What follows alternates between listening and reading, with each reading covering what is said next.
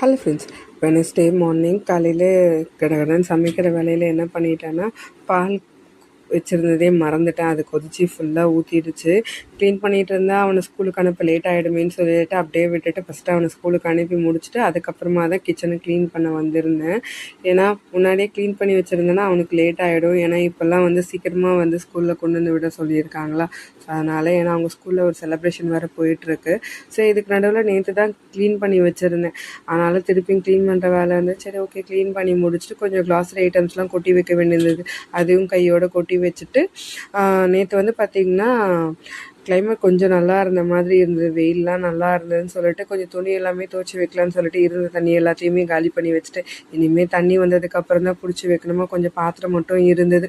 சரி, அது அப்புறமா தேய்ச்சிக்கலான்னு சொல்லிட்டு விட்டுட்டு இப்போ ரீசெண்ட் டைமில் பார்த்திங்கன்னா இந்த ஜீரா வாட்டர் குடித்தா கோல்டுக்கு நல்லா இருந்த மாதிரி இருந்தனால அது கொஞ்சம் சூடு பண்ணி வச்சுக்கிட்டேன்.